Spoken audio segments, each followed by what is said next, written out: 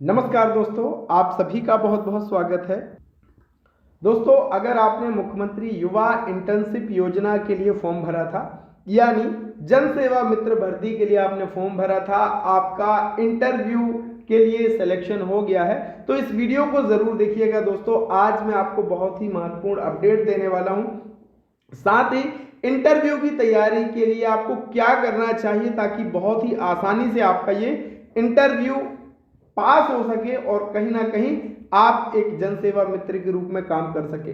सारी डिटेल इस वीडियो में आपसे शेयर करने वाला हूं, अंत तक जरूर बने रहिएगा। और हाँ दोस्तों, अगर चैनल पे नए हो आप तो चैनल को सब्सक्राइब जरूर कर लेना। ये दाहिनी तरफ सब्सक्राइब का बटन दिया हुआ है और इससे आप क्या होगा कि हमारे एमपी रोजगार इन्फो परिवार के सदस्य बन जाएंगे और हमारी हर एक वीडियो का नोटिफिकेशन सबसे पहले आपको मिलेगा। सबसे पहला चरण आपका क्या है कि लिस्ट में आप नाम देख लें कि भाई आपका नाम है या नहीं है। और ये जो इंटरव्यू की प्रक्रिया है वो 4 जनवरी से लेकर के 9 जनवरी तक होनी है और अलग अलग जिले में अलग अलग तिथियों के हिसाब से, कैंडिडेट के हिसाब से ये प्रक्रिया पूर्ण की जाएगी। और इसके लिए विधिवत जो भी कैंडिडेट चयनित हुए हैं इंटरव्यू के लिए, साक्षात्कार के लिए, उनके पास कॉल आ रहा है, तो आप बहुत ही सावधानी से सभी कॉल्स को अटेंड कीजिए। हो सकता है कोई भी कॉल आपको आ सकता है और वो आपसे जो भी निर्धारित समय है और तिथि है और प्लेस, जगह जो है कि कहाँ पे आपका इंटरव्यू होना है, वो आपको मोबाइल में जानकारी दे देंगे। इंटरव्यू में जाने के पूर्व आप ये सुनिश्चित कर लें कि आपके सारे डॉक्यूमेंट्स सही हैं, आपने सारे डॉक्यूमेंट तैयार करके रख लिए हैं। क्योंकि आप अगर वहाँ पे बगैर तैयारी के जाएंगे, अधूरे दस्तावेज लेकर के जाएंगे, तो कहीं ना कहीं आपको वापस आना पड़ सकता है। तो इसलिए साक्षात्कार के लिए जब आप जाएं तो तमाम दस्तावेजों को अपने साथ में रखें। सबसे पहला फोटो आईडी। जब आप फॉर्म भर रहे थे तो वहां पे आपसे फोटो आईडी, पहचान का प्रमाण मांगा गया था। बहुत सारे भाई बहनों ने वोटर आईडी सेलेक्ट किया, पैन कार्ड सेलेक्ट किया, तो जो भी आपने सेलेक्ट किया था वो आप अपने साथ रखें। Aadhaar card, driving licence, voter ID card, passport, PAN card जो आपने दिया हो। फिर दूसरा दस्तावेज मूल निवासी। तीसरे डॉक्यूमेंट आपका है कि 10वीं और 12वीं की मार्कशीट और आपका स्नातक और स्नातकोत्तर का आपका जो मार्कशीट, जो भी जहां तक आपने हायर एजुकेशन आपका है वो मार्कशीट अपने साथ रखें। साथ ही पासपोर्ट साइज के 2 फोटो अपने साथ आप जरूर रखें। जाति प्रमाण पत्र भी आप अपने साथ रख सकते हैं। ईमेल आईडी और मोबाइल नंबर लिख के आप रखें। साथ ही जो भी अगर आपने अनुभव के कोई डॉक्यूमेंट्स अपलोड किए हैं तो वो दस्तावेज भी अपने साथ जरूर रख लें। और जो दस्तावेज आपके ओरिजिनल हैं उन सभी की एक फोटो कॉपी भी अपने साथ रखना है। आपको जो मूल दस्तावेज हैं, आपकी ओरिजिनल मार्कशीट है, वो तो रखना ही है, ओरिजिनल दस्तावेज, साथ ही आपको फोटो कॉपी भी एक सेट बना करके रख लेना है। दूसरा, जब आप स्थान में पहुंच जाएंगे तो सबसे पहली प्रक्रिया होती है कि आपका वहां पे वेरिफिकेशन होगा। सबसे पहले डॉक्यूमेंट का वेरिफिकेशन होगा।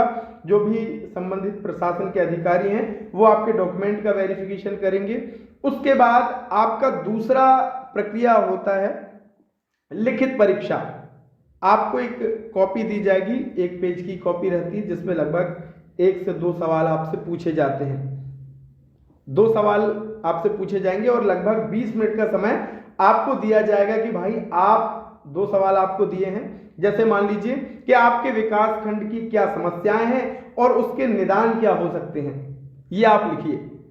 आपका ये सवाल हो सकता है कि दोस्तों आप मुख्यमंत्री युवा इंटर्नशिप से क्यों जुड़ना चाहते हैं, क्या कारण है कि आप एक जनसेवा मित्र बनना चाहते हैं।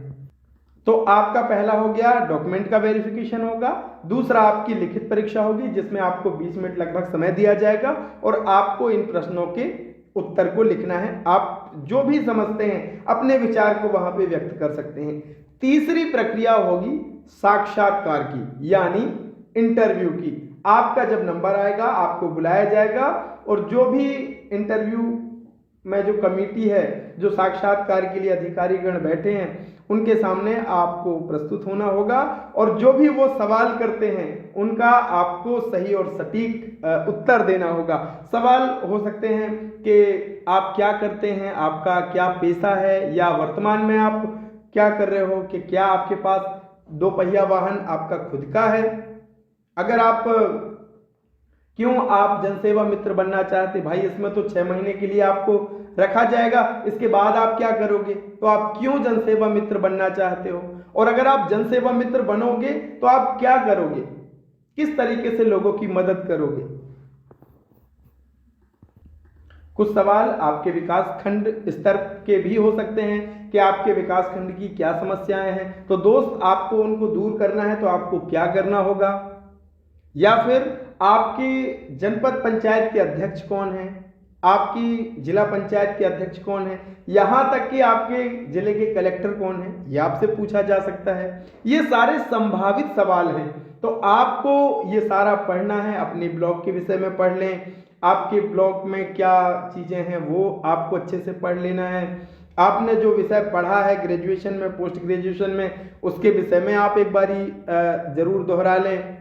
और इस तरीके के कुछ सवाल आपसे सामान्य से सवाल होते हैं, बस आपको निर्भीक होकर के बड़ी विनम्रता से आपको इन सवालों के उत्तर देने हैं। और अगर आप इन सवालों के सही और सटीक उत्तर देते हैं, आपने अच्छे से अध्ययन किया है, अच्छे से पढ़ा है, और इन सवालों को अगर आप अच्छे से उत्तर देंगे तो कहीं ना कहीं बहुत ही आपके लिए रास्ता साफ हो जाएगा कि आप एक जन सेवा मित्र के रूप में कार्य कर सकते हैं। तो आशा करते हैं दोस्त आज की इस प्रक्रिया को आप समझ गए होंगे।